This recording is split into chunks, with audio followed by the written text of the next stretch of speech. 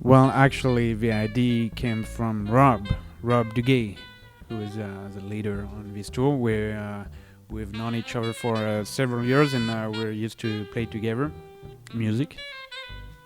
And we tour together regularly, and it's the first time we come in this part of Europe, so it was quite an adventure. The first time, hopefully it's not the last.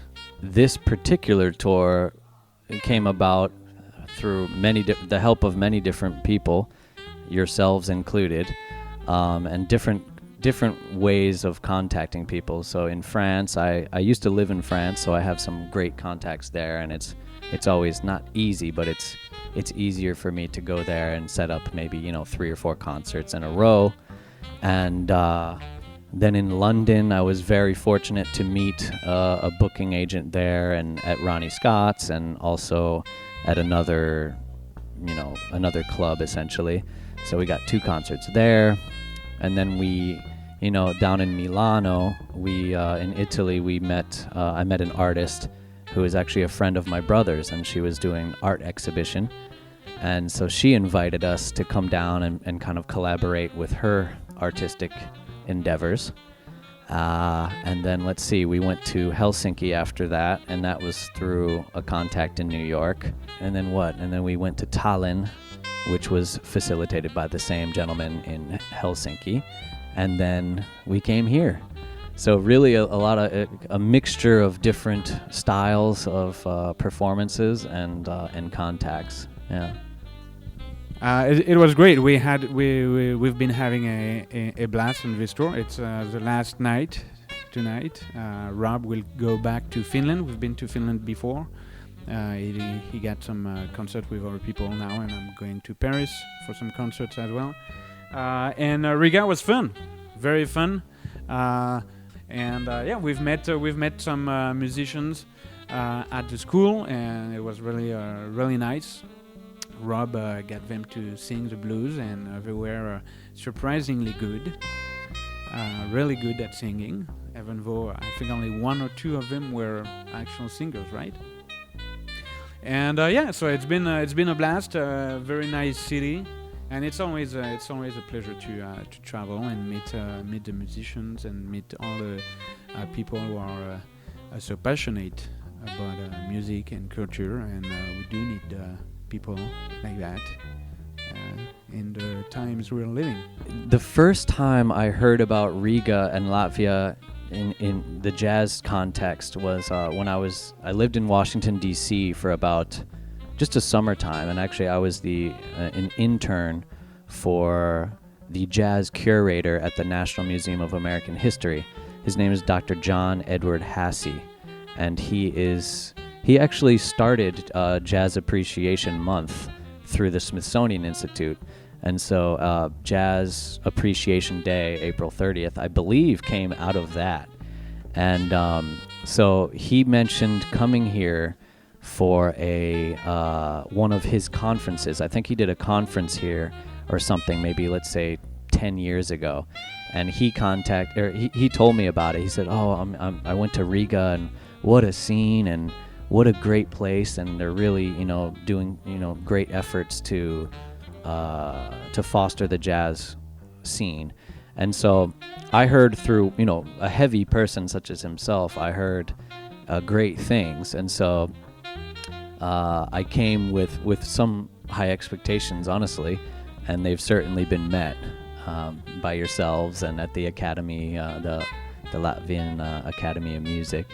I've been seeing very dedicated musicians walking around the academy, and it was a lot of fun. For instance, last night to see, whatever it was, 90 people or 100 people come out and really enjoy the music. People smiling and getting into it and singing and snapping and all that kind of stuff. So I had high expectations, and they've been met.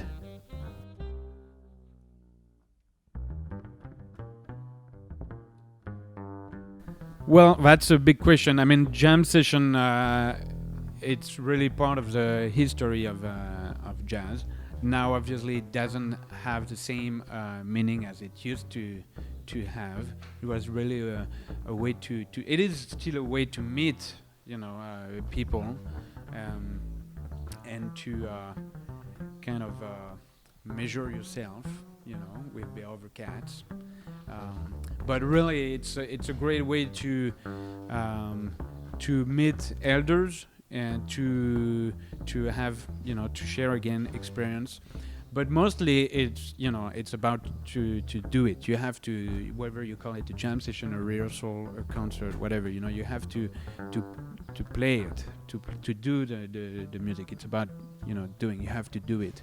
You can practice all day long for all your life. If you're not playing with other musicians, then it's not gonna do you any good. Really, you're not really gonna improve, and you're not gonna say anything. The more you play, the more you say. That's what Giovanni told me. It's not me who say that. It's Giovanni. All right, he told me the more you'll play, the more you'll say, and that's really that's true. The more I play, the most important is to play. It's not really to rehearse, to practice. Yeah, practice a lot. You have to do that, obviously, but that's really the top of the iceberg. The most important thing is to do it, to play with other people, because it's about it's about sharing. It's a discussion you're having with other musicians. So if you're having a discussion by yourself in your practice room all the time, that's a monologue. That's not a discussion. Well, the jam session is probably the most important thing for jazz, and so definitely to jam, not to answer briefly, but essentially in New Orleans, a jam, if I'm not mistaken, the word jam used to have two A's, and it was actually like an African word, and it meant party, essentially. So people would go, they would have their gigs, or they'd go to a Sunday night family event, and then they would go to someone's house a lot of times, or a bar or something like this, and all the musicians would hang out. They'd be jamming, quote unquote, and playing. And the most important thing, it's essentially the educational grounds for jazz musicians. You can't learn jazz, quote unquote, by going to a university. You can't sit in the classroom and say, okay, well, we're going to learn jazz today. You have to be surrounded by people who are having fun, people who are studying, taking the music seriously, and you get to see your favorite musicians performing at a high level. And essentially, a jam session is meant for the younger students to see the other people playing and to study, really. So even though a jam session might be at midnight, it's really an educational learning grounds for musicians.